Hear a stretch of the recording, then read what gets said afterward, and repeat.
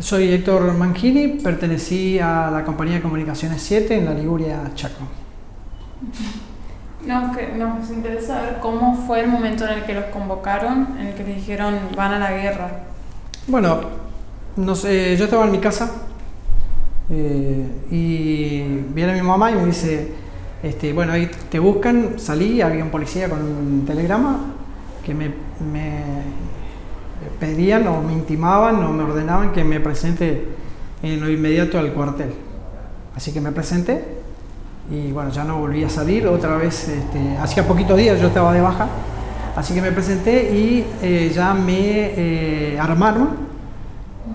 Empezamos a hacer todo lo que sea el bolso, todo lo que se iba a usar, ¿no? Mochilas, cosas para comer, carpas y bueno, de nuevo una mini instrucción y ya quedar en el cuartel a la espera de lo que iba a acontecer. Yo tenía 19 años. 19.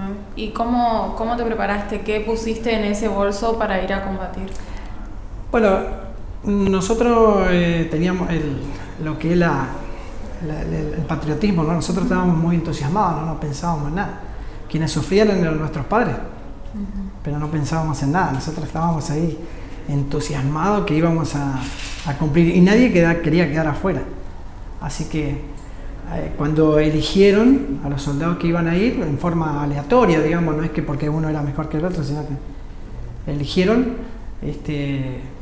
bueno, avisamos a nuestros padres y en poco tiempo desde el aeropuerto de Resistencia salimos una noche, tarde, 12 de la noche y 3:30 de la mañana, 4 estábamos en Río Gallego. Al principio no sabíamos dónde estábamos, porque nos fuimos sin un rumbo certero, no sabíamos dónde nos llevábamos. Nos bajamos y bueno, nos encontramos con todo eso nuevo ahí, que habían aviones, pilotos, estaban las antiaéreas y bueno, yo creo que no había vuelos comerciales en esa época. Así que bueno, llegamos, básicamente desayunamos ahí debajo de los aviones, los A4B me acuerdo, y después nos dispersaron, nos llevamos, un grupo se fue a un pueblo que se llama Piedrabuena, otro se fue a Puerto San Julián, otro se fue a Río Gallego, quedó ahí. Mis compañeros, otros iban a Punta Quilla, donde se rescataban los heridos que venían del combate, digamos. Así que bueno, hubo mucha actividad. ¿Y los dejaron llevarse algo de acá, algo personal? Sí. ¿Y qué elegiste para llevar? Bueno, acá nosotros tuvimos una despedida con un cura, un capellán del ejército, tuvimos una despedida y nos dieron un crucifijo, un rosario, digamos. Y bueno, puntualmente, ¿cómo se llamaba? Pasamontaña, que no se podían usar porque te tapaba el oído. Entonces no podía usar. Guantes no podía usar porque el dedo no podía entrar en el fusil, digamos. Claro. Entonces, mayormente padecíamos el frío, porque nosotros tuvimos casi 30 días de nieve. Y 25, ponele, que no paraba de nevar. Así que los lugares donde nosotros hacíamos guardia se llenaban de nieve, después eso se hacía hielo, después eso se hacía agua, así que no tuvimos tiempo ni siquiera de bañarnos, ¿no? Es literal eso. Algunos en 2 meses no se bañaron. Así que bueno. ¿Cómo se sintió eso? ¿Cómo fue estar ahí en la base militar? No se pensaba. No se pensaba y se extrañaba mucho, obviamente. No se pensaba, pero se extrañaba mucho. Sobre todo uno extrañaba su pieza, su cama. Dormíamos en bolsa de cama, pero casi no dormíamos porque teníamos mucha actividad que hacía que un día hacíamos guardia, el otro día hacíamos patrulla, o yo era una estafeta que llevaba todas las documentaciones que llegaban. Yo difundía por los distintos campamentos que había en la zona. ¿Con todas personas que no conocía? Bueno, algunos conocía, otros no.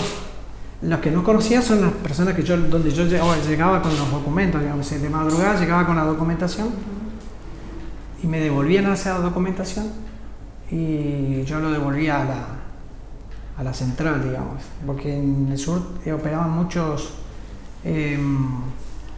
corresponsales de guerra, estaba la revista 7 días, La Semana, había un montón de corresponsales de guerra que trabajaban y que yo combinaba con ellos porque yo les llevaba la noticia, digamos, y ellos la difundían, pero ellos durante el día sacaban fotos y todas esas cosas. Tal es decir que hay muchas fotos que se difunden que son sacadas en el sector donde estábamos nosotros. ¿Se acuerda lo que decían algunas de esas noticias? No. Le digo, la pregunta va porque una de las tapas más conocidas es la de Estamos Ganando. No, pero desconocíamos totalmente. No fue así, digamos. No veíamos revistas. Uh-huh. No veíamos revistas. Nosotros estábamos en un campamento donde casi no se dormía, donde nuestra ración de comida, eso muy importante, era una bolsita transparente donde venía un corned beef, masita crudicada, digamos, una carta, un pedazo de chocolate o un paquete de cigarrillos. Nunca los dos juntos. O sea que el que no fumaba le canjeaba el chocolate por el paquete de cigarrillo y era toda una cosa así. O sea que estuvimos todo ese tiempo prácticamente bajo órdenes de hacer lo que nos correspondía, digamos, patrullábamos mucho. Yo iba a veces a Punta Quilla o iba a Puerto Santa Cruz y íbamos permanentemente estábamos en movimiento. Otros se quedaron permanentemente en un lugar y estaban ahí haciendo otras cosas, ¿no? ¿Tuvo miedo de perder la vida en algún No, momento? porque nosotros... Sí, en dos oportunidades, porque una cuando tuvimos alerta roja, uh-huh, y otra cuando salimos a hacer a detener a unas personas que nos parecían sospechosas porque había oscurecimiento. O sea que después de las 6 de la tarde, como oscurecía temprano, nadie podía sacar la luz afuera. O sea, todos tapaban las ventanas. Fue un pueblito muy chiquito. Muy chiquito. Entonces, hoy es otra cosa. Pero era un pueblito muy chiquito, casi que no había. Entonces nosotros, con todos los muchachos acá acostumbrados al calor, mucho viento, frío y nieve, a ellos salimos a patrullar porque se detuvo a un personal que después decían que eran chilenos, espías y esa cosa. Se detuvo y yo estuve en esa patrulla, sí, tuve mucho miedo, casi que te diría que fue lo que nosotros pasamos, digamos. Después fue todo operar para el conflicto desde el continente, como decimos ahí, fuimos un escalón muy importante que por ahí la gente se olvida. Yo no diría que no se olvide la gente, porque la gente como que a todos nos pone en un mismo entorno, digamos, pero cuando se empieza a desmenuzar por intereses, es como que te quieren dejar de lado, porque es así, vos lo sabés, porque lo habrás escuchado muchas veces, como que quieren subestimar un poquito lo que se realizó en el sur, y no es así. Nosotros durante el conflicto, nosotros estábamos realizando acciones para el conflicto. No estábamos ahí viendo qué pasaba, no. Yo estuve casi 60 días sin dormir, pero porque hacíamos una cosa, hacíamos otra, patrullas, yo te digo, se custodiaba principalmente nuestros objetivos, que eran objetivos militares enemigos, digamos, que eran nuestras comunicaciones.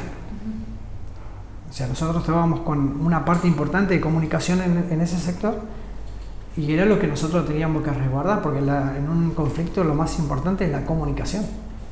Vos cortás eso, claro, cortás todo. ¿Y cuáles fueron los momentos más desafiantes ahí en su tiempo en combate, podemos decir?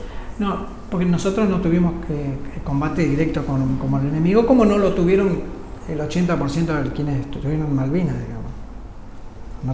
Solamente son algunos pocos regimientos que tuvieron ese honor, digamos, de poder vivir eso.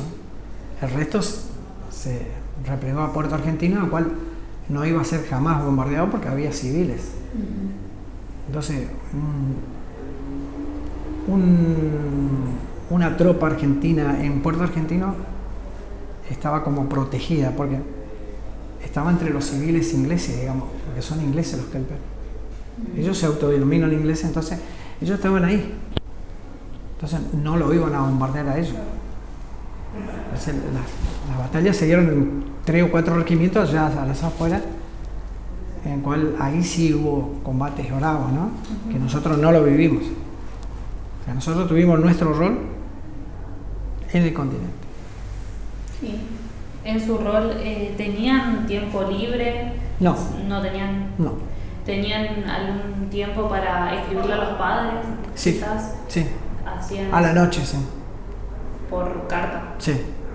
Pero imagínate, escribiendo era una cosa que no se podía leer, y otra cosa que nos daban un ratito. Porque los soldados no estaban todos en un mismo lugar. Hay soldados que estaban en una noche, un soldado estaba en un galpón, otro sector estaba frente a la bahía de Río Santa Cruz, que hace una bahía con la Puerto Santa Cruz. Otros sectores estaban viajando a distintos lugares, digamos, a cubrir unos que se venían otros. Era un movimiento permanente, digamos, y otros estaban en una posición fija, por ejemplo, que no se movían de ahí.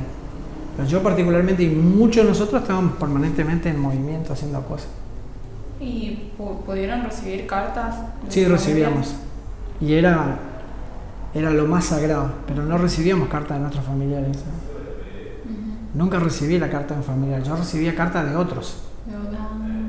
O sea, la carta que escribía la gente, la recibíamos, pero no eran familiares, nada. O sea, pero nos peleábamos para saber que no era ahora el WhatsApp, era la carta, digamos, y llegaban y te la repartían. Y bueno, tal es así que yo conocí mucha gente después buscando la carta, y otras que no conocí, que conservo las cartas, que gente que había escrito al soldado en Malvinas, ¿no es cierto? Y llegaba y te la daban, eso venía en una bolsita con la comida, se la conté.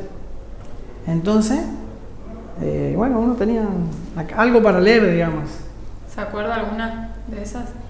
Sí, la mayoría era de aliento, digamos, había de Corrientes, había chicas jóvenes, muchachos jóvenes, la mayoría de mujeres. Son las que siempre están alentando, Los muchachos como que no quieren escribir. ¿Y les servía eso a ustedes? Sí, muchísimo. Sí.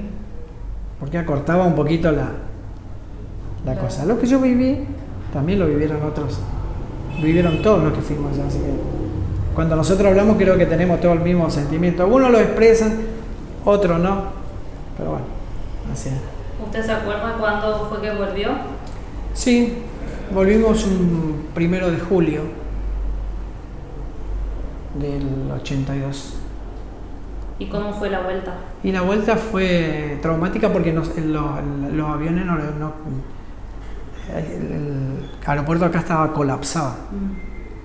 Así que los aviones amenazaban, no podían bajar los aviones porque no es como ahora que está cercado, sino que era abierto eso.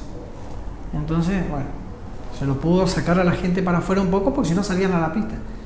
Bajaron los aviones, 1, 2, creo que llegamos 3 aviones juntos, porque también vinieron los regimientos de Corrientes con nosotros.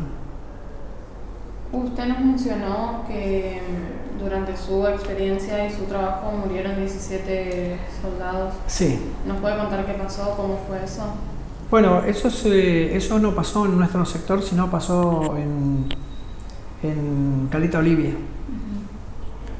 Específicamente me acuerdo y se sabe, y es un helicóptero que sale por órdenes, el manada de los jefes salen porque había peligro de desembarco de anfibios ingleses, de tal manera que hubo intentos de desembarcos que no lo hicieron porque se acercaban y se encontraban con que estaban muy protegidos, o por tropas o por el mal clima. Hay 2 casos emblemáticos que ellos mismos lo cuentan, que uno se llama Operación Micao, donde ellos cuentan perfectamente porque ellos querían el mayor daño el mayor daño a la tropa inglesa se lo hizo desde el continente, lo hicieron los aviones. Entonces los aviones se armaban, salían, combatían, destruían lo que destruyeron, ustedes lo saben, volvían al continente. Entonces ellos querían destruir pistas, principalmente la de Río Grande, porque ahí estaban los aviones que salían a combatirlo ellos, Río Grande y la de Puerto San Julián. Eran bases muy importantes donde salían los aviones que causaron la mayor baja a los ingleses, ¿no? Y desde Río Grande, desde esos aviones, salieron los famosos Exocet, que fueron los que hundieron a los barcos de ellos. Contó que usted volvió y seguía teniendo 19 años. Yo volví con 19 años, sí. ¿Cómo fue la vida después de eso? ¿Cómo siguió? ¿Quedó? Y bueno, yo creo que a todos nos pasó que durante los primeros meses nos olvidamos de todo, nos enfocamos directamente en buscar trabajo. Y el tema Malvinas era una cosa que no se hablaba.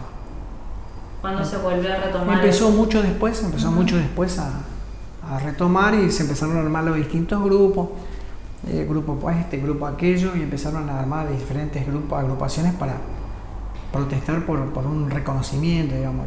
El primer reconocimiento fue para todos, de boca de quienes lo sabemos, y hay grabaciones y se saben, de boca de quienes lo hicieron. Nos abarcaban a todos. Pero después, bueno, hay casos, pasaron cada cosas que a lo mejor ustedes no se acuerdan, pero lo habrán leído. Bueno, de la tablada, cosas que se pactó, donde también se lo iba a reconocer, porque en principio se reconocía solamente a los soldados. Pero después hubo un pacto para que también se lo reconozcan a los militares. Y ahí es donde nosotros quedamos afuera. Entonces, cortaron el hilo por lo más delgado y dejaron afuera a los que estaban en el continente. Y hasta el día de hoy, nosotros seguimos con esa lucha, donde, bueno, nosotros hacemos videollamada o videoconferencia con 50 legisladores, y los 50 legisladores te dicen que sí, pero después la cabeza le dice que no. Entonces, pero vos lo escuchás a ellos y dicen sí, sí, sí, y que nos merecemos, que las pruebas están a la vista, pero que, bueno, no hay respuesta. Y menos ahora, porque ahora donde tenés que achicar todo no van a ver. Claro. Pero la gente te reconoce. Nosotros desfilamos, nosotros hacemos eventos, que también ahora este próximo 2 de abril en Remedios Calada 555 hacemos una muestra importantísima de todo lo que se pertrechos militares y todo lo que se usó durante el conflicto. Una muestra muy importante, que es la segunda que hacemos, y donde va mucha gente, chicos, familiares, soldados. Eso lo hacemos este próximo 2 de abril. Cuando dice el tema de Malvinas no se hablaba cuando recién vuelven. Sí. ¿Por qué? Bueno, porque el país estaba en un momento, en otra cosa, estaban entre que se iba el gobierno militar y venía el gobierno democrático. Uh-huh. Y había cosas muchísimo importantes, y eso había quedado como una cosa dolorosa. Ahí como que nadie quería hablar. No era importante porque se había perdido. Pero bueno, a medida que fue pasando el año se fue tomando más fuerza, ¿no? Uh-huh. Y hoy es una cuestión que no se habla mucho, ¿eh? Se habla solamente una semana antes del 2 de abril, ¿eh?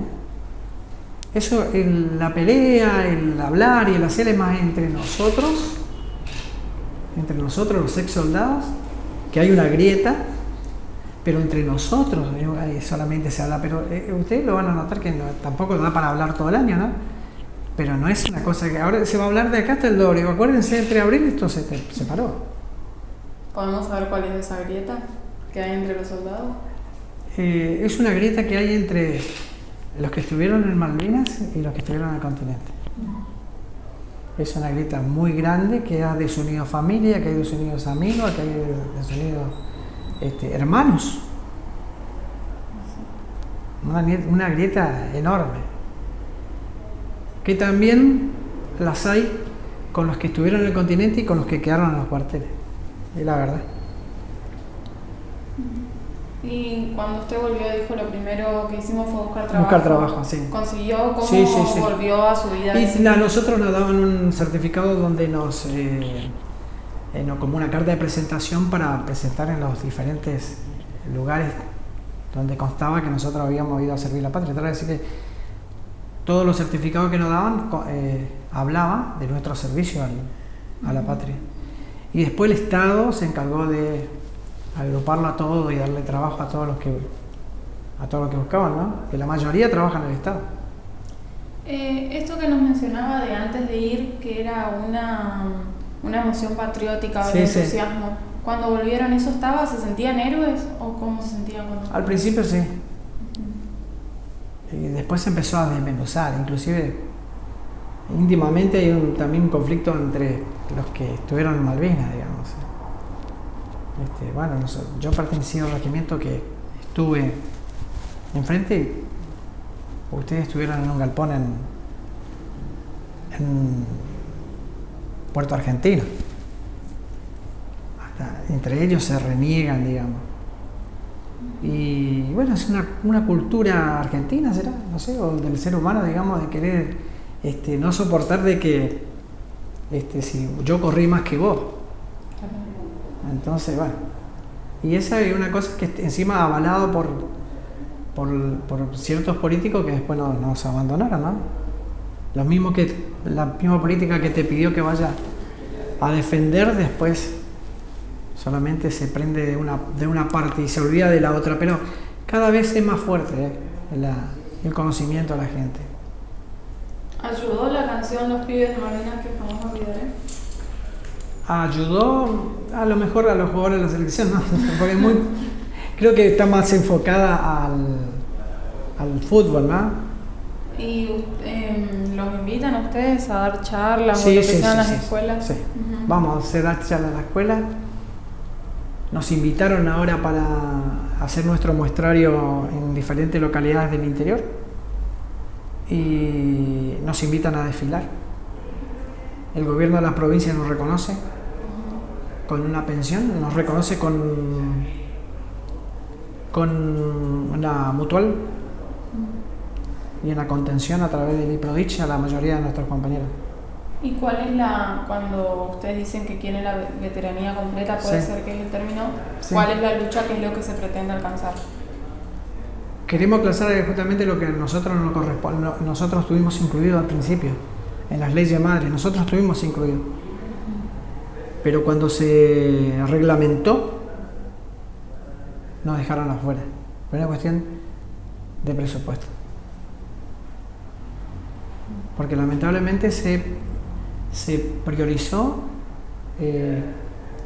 o se habló se premió de forma territorial, o sea, el hecho de que vos hayas pisado un minuto en Malvinas y quedaste registrado, sos un veterano.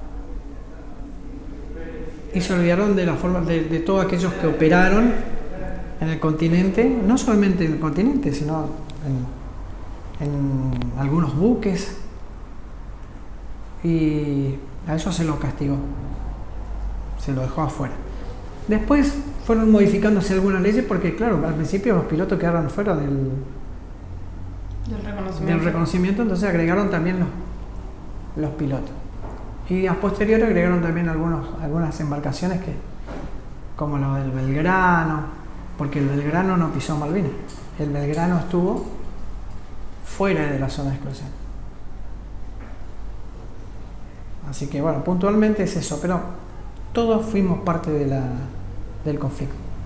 Todos. Todos tuvimos un rol y todos operamos para defender la patria. Ninguno se escondió. Porque una cosa es que no presentarte, ser un desertor. Pero todos fuimos orgullosos, nos vestimos, nos armaron porque nos armaron.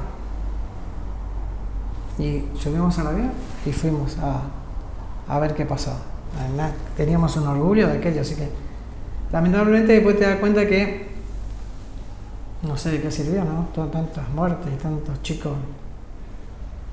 que fueron a dar su vida, ¿no? Como para ir cerrando, usted nos contaba de las actividades que están por hacer y las que hacen cotidianamente o Sí. antes del 2 de abril. ¿Cómo es su vida hoy? ¿Cómo se siguen juntando con sus compañeros? Sí, permanentemente. Hace 42 años que nosotros nos separamos, seguimos unidos y ahora incluimos a la familia, que es lo más importante. Antes nos juntábamos nosotros. Ahora tuvimos una fiesta el domingo pasado, de la cual no solamente vamos nosotros, sino vienen las esposas, las hijas y las nietas. ¿Qué rol cumplió la familia en poder superar ese trauma, si se quiere, o eso que pasaron en la guerra? mía, importantísimo, porque ellos están orgullosos, lo más importante, porque encima yo les hablo mucho. Ellos están muy orgullosos y me acompañan, y yo les pido que me acompañen. Voy a los desfiles, armamos eventos, fiestas, y mi familia está ahí. O sea, el año pasado hicimos en Saspeña, el primer año hicimos acá, y ya se está hablando del próximo año, y vienen gente de Comodoro Rivadavia, de Buenos Aires, de Rosario, de Saspeña, del interior de acá, de Misiones, de Jujuy, de San Luis, muchachos que están viviendo a lo largo del país, ese día vienen. ¿Y nos puede contar algo de eso que le cuenta a su familia? Exactamente lo que le estoy contando, o sea, yo le cuento la verdad, porque lamentablemente lo nuestro va con la verdad, y en cambio hay otros relatos que no necesitan demostrar nada, sino simplemente porque nadie estaba ahí para ver. En cambio, nosotros que estábamos en el continente, todos lo veían. Lo del continente todo se vio, lo de Malvinas se vio muy poco, entonces podés decir cualquier cosa que vos no sabés si es comprobable o no es comprobable. En cambio, lo nuestro tiene que ser comprobable, porque nosotros no podemos decir cosas que todo el mundo sabe. Decimos lo que fue. No podemos decir que nosotros combatimos cuerpo a cuerpo con los israelíes, porque no fue así. Pero sí podemos contar muchas otras cosas. Nosotros fuimos parte del conflicto. Parte. Y eso no se compra y ni se inventa nada. Eso se siente. Después, cada uno sabrá. Pero nosotros fuimos parte del conflicto. Eso es muy importante remarcarlo.